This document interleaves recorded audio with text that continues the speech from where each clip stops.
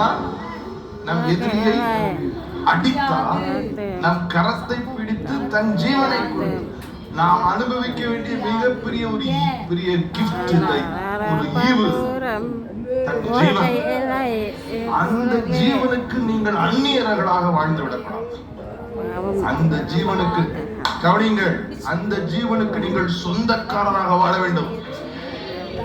என்ன ஜீவன் அந்த ஜீவன்? அது இருளிலே பிரகாசிக்கிற ஒளி. அது எந்த மனுஷனையும் பிரகாசிப்பிக்கிற ஒரு ஒளி. You be big, you be small. You be rich, you be poor. You be wise, you be foolish.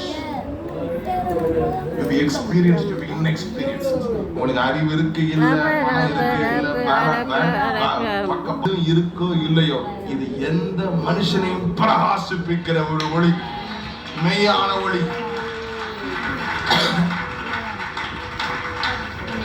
நீங்கள் இன்று எந்த சூழ்நிலையில் இருந்தாலும் நான் உங்களை பார்த்து சொல்ல விரும்புகிறேன், இது உங்களுக்கு முடிவு அல்ல. நீங்க பாதி வழியில நின்றுட்டு இருக்கிறீங்க. ஆனா இந்த ஞானஸ்தானத்துக்கு நீங்க உங்களை ஒப்பு கொடுக்க கர்த்தர் உங்களை பிடித்து பின் இழுத்து வைத்திருக்கிற எல்லா நுகத்தடிகளை முறித்து நிமிர்ந்து நடக்க பண்ணுவா.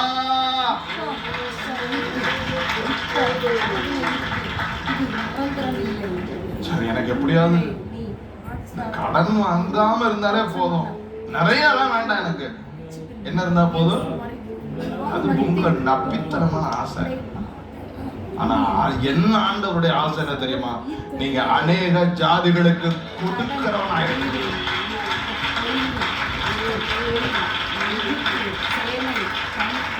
நம்ம எப்பவுமே எப்படி யோசிப்போம்? நம்ம புத்திக்கு தானே யோசிப்போம். அதான் இது ஐயா, நானும் என்னையும் சேர்த்துட்டு தான் சொல்றேன். நான் ஒன்னும் விதிவிலக்கு கிடையாது. நான் உங்களில் ஒருவன் தான். கர்த்தர் நம்ம எல்லாரையும் நடத்துகிறார். நமக்கு இந்த வியாதி இல்லாம இருந்தா போதும். இது இல்லாம வியாதி இல்லாம இருந்தாவா?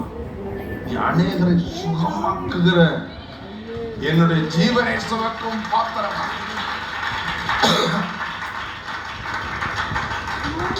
நீ பூமி அளவு யோசிக்கிறாய், கர்த்தர் வானம் அளவு யோசிக்கிறார்.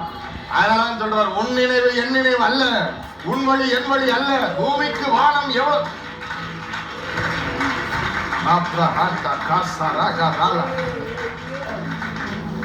ஒரு 70 ஒரு 80, அவரே 120 70 80 பாடினாரு.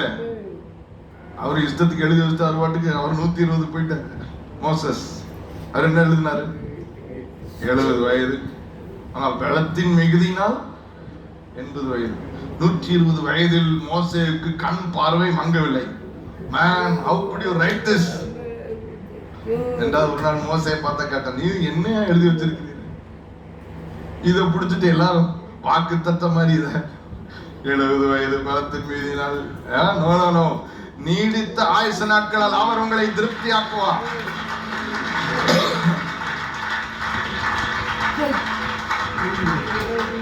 நீடித்த ஆயுசு நாட்களால் அவர் உங்களை திருப்தியாக்கி, அப்படின்னா நீங்க போதும்னு சொல்ற அளவுக்கு உங்களை புஷ்டியா பசுமையா வச்சிருப்பார்.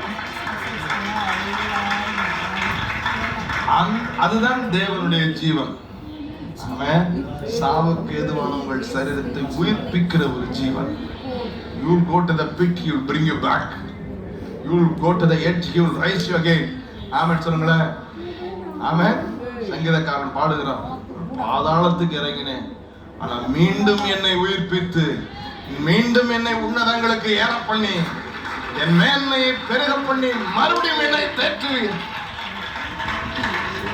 நான் சொல்றேன், நீங்க வாழ்க்கையில எந்த விளிம்புல எந்த கட்டத்துல கடைசி நின்னாலும் உங்களை கர்த்தர் திரும்பி அடிச்சு தூக்கிட்டு வருவாரு. சிகரங்களை பார்ப்பீர்கள், உயரங்களை பார்ப்பீர்கள். இன்று காண்கின்ற எழுத்தியனை இனி நீ காண மாட்டாய். சர்வநாசம் பண்ணுவார் அந்த எழுத்தியனை. என் கர்த்தர் பெரியவர். கைகளை தட்டி ஆர்ப்பரி.